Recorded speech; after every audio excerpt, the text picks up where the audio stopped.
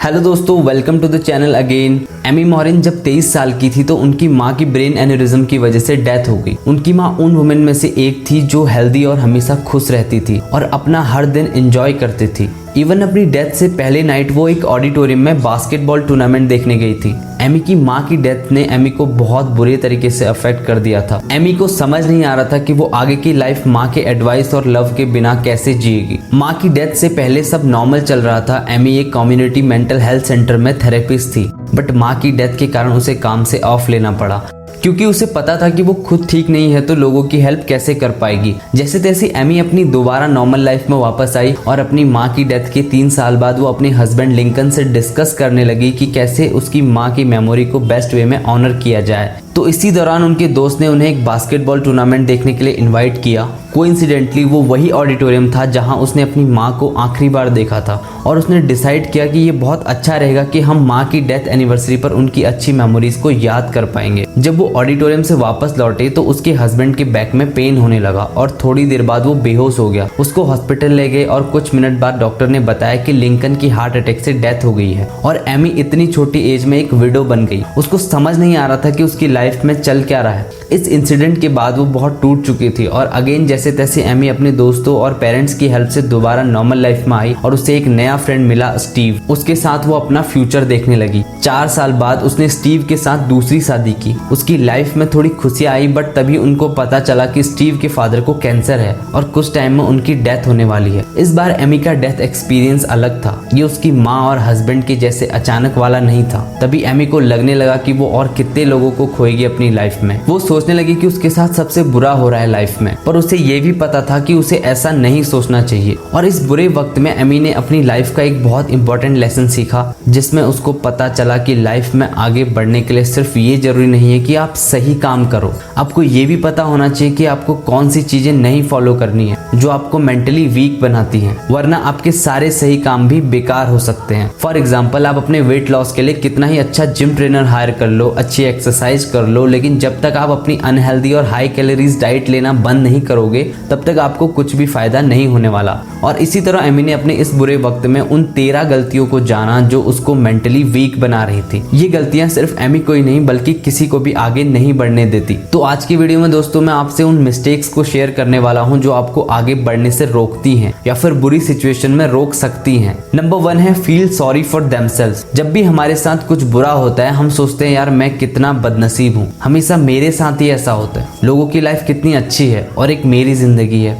हम अपनी सिचुएशन पर तरस खाने लग जाते हैं। फॉर एग्जाम्पल, एक बार मेरे एक दोस्त ने मुझे बताया कि जब उसकी गर्लफ्रेंड के साथ ब्रेकअप हुआ, वो ब्रेकअप होने पर उतना नहीं रोया जितना उसे सैड सॉन्ग्स ने रुलाया, क्योंकि जब वो सैड गाने सुन रहा था तो वो अपने उस बुरी सिचुएशन को गलत वे में सेलिब्रेट कर रहा था, अपने आप को जानबूझकर उस ट्रैप में फंसा रहा था। क्योंकि अपने आप पर तरस खाना बहुत इजी होता है। जितना ज्यादा हम अपने लिए सॉरी फील करेंगे उतना ही ज्यादा रियलिटी से दूर भागने की कोशिश करेंगे। एमी मॉरिन के साथ भी एक साथ बहुत कुछ बुरा हुआ। उनकी माँ और हस्बैंड की डेथ, फिर दूसरी शादी करने के बाद भी हस्बैंड के फादर की डेथ। इतना सब कुछ होने के बाद भी एमी ने खुद पर तरस नहीं खाया और स्ट्रॉन्ग बनी रही। तभी आज हम उनकी बुक को पढ़ पा रहे हैं। इसलिए आपको ये मिस्टेक सिखाती है कि अपनी बुरी सिचुएशन पर तरस मत खाओ। इससे आपको नेगेटिविटी ही नजर आएगी और आप कोई सही एक्शन नहीं ले पाओगे। नंबर 2 है give away the power. Mental weakness का एक बहुत बड़ा रीजन है कि अपनी पावर दूसरे को दे देना, जिसमें लोग आपको जब चाहे गुस्सा दिला सकते हैं, जब चाहे रुला सकते हैं। मतलब आपके सर्कमस्टांसेस आपके इमोशंस को कंट्रोल करने लग जाते हैं, क्योंकि आप उनको वैसे ही रिस्पॉन्स करते हो जैसा वो लोग आपसे चाहते हैं, जिससे आप अपना ज्यादा टाइम और एनर्जी उन लोगों को जस्टिफाई करने में वेस्ट कर देते हो और अपनी उस रियल प्रॉब्लम को एड्रेस नहीं कर पाते। और ये सिचुएशन आपको और ज्यादा मेंटली वीक बनाती है और यही एक रीजन भी है आप लोगों के कहने पर अपना गोल चेंज कर लेते हो। इससे बचने के लिए आप अपने उस टाइम को कैलकुलेट कर सकते हो जो आप इन चीजों में वेस्ट करते हो, जिससे आपको काफी हेल्प मिलेगी और आप ऐसे लोगों के लिए कुछ हेल्दी बाउंड्रीज भी सेट कर सकते हो। और सबसे अच्छी बात, नेक्स्ट टाइम से उनकी बातों पर रिएक्ट करने से पहले जरूर सोचना। नंबर 3 है Sai away from changes. Life में चेंजेस लाना काफी डिफिकल्ट होता है। हमारे थॉट्स एंड इमोशन हमें चेंजेस लाने से रोकते हैं। इवन हमको पता होता है कि ये चेंजेस हमारी लाइफ को बेटर बना सकते हैं, फिर भी हम चेंजेस नहीं लाते। फॉर एग्जाम्पल, हमें अगर कोई बुरी आदत चेंज करनी होती है तो हम ये कहकर टाल देते हैं कि मैं जो कर रहा हूँ वो उतना बुरा भी नहीं है, और काफी टाइम हम इसलिए भी चेंजेस नहीं लाना चाहते क्योंकि हमें लगता है शायद ये और बुरा हो सकता है। फॉर एग्जाम्पल, आपको आपका जिम ट्रेनर अच्छा नहीं लगता, पर आप इस डर से उसे चेंज नहीं करते कि नेक्स्ट वाला कहीं इससे भी बुरा ना हो।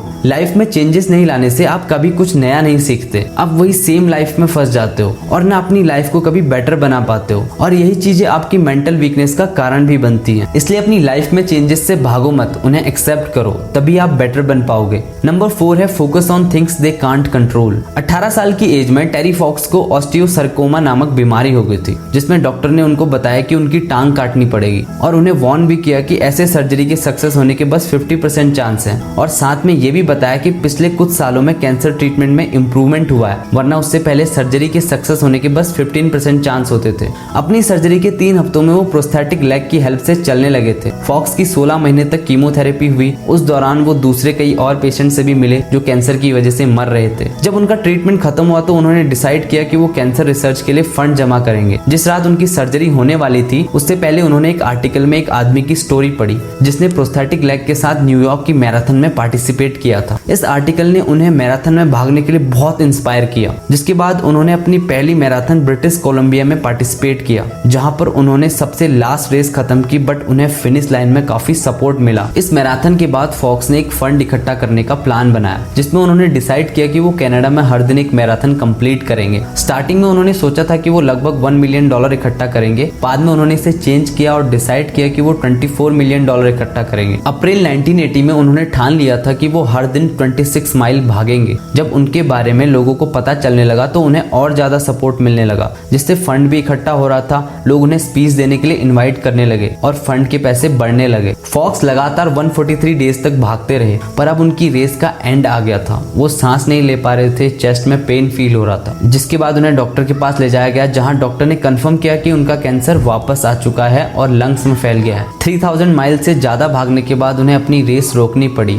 अभी तक उन्होंने $1.7 मिलियन इकट्ठा कर लिए थे, और जैसे ही उनकी हॉस्पिटल की न्यूज बाहर फैलने लगी तो उन्हें और सपोर्ट मिलने लगा। अगले 5 घंटों में $10.5 मिलियन इकट्ठा हो गए थे और डोनेशन बढ़ता गया। उन्होंने लगभग $23 मिलियन जमा कर लिए थे। बाद में उन्होंने काफी सारे ट्रीटमेंट यूज किए, बट कैंसर बढ़ता जा रहा था और 1981 में कैंसर से उनकी डेथ हो गई। फॉक्स जानते थे कि वो अपने हेल्थ एस्पेक्ट को कंट्रोल नहीं कर सकते और ना ही लोगों को कैंसर होने से बचा सकते हैं, इसलिए उन्होंने अपनी सारी एनर्जी उन चीजों पर लगाई जिनको वो कंट्रोल कर सकते थे, और उनके इस अनइमेजिनेबल चॉइस ने उन्हें एक पर्पस दिया जो आज तक कंटिन्यू है। हर साल अलग अलग कंट्रीज से लोग टेरी फॉक्स रन में पार्टिसिपेट करने आते हैं, जिसकी वजह से आज उनके ऑनर में $650 मिलियन का फंड इकट्ठा हो चुका है। इसलिए दोस्तों, अपनी लाइफ में उन चीजों पे फोकस करना जरूरी है जो आपके कंट्रोल में है। फॉर एग्जाम्पल, आप बहुत स्मार्ट हो सकते हो अपनी क्लास में, बट जरूरी नहीं कि सब लोग आपकी एडवाइस को फॉलो करेंगे। इसलिए अपने कंट्रोल वाली चीजों पर ज्यादा एनर्जी और टाइम स्पेंड करो। दोस्तों, ये वीडियो थोड़ा लंबा हो चुका है, बाकी के मिस्टेक्स मैं आपसे नेक्स्ट वीडियो में शेयर करूंगा। अगर वीडियो पसंद आया हो तो लाइक एंड शेयर जरूर करना, और चैनल पर नए हो तो चैनल को सब्सक्राइब जरूर कर लेना। थैंक्स फॉर वॉचिंग दोस्तों।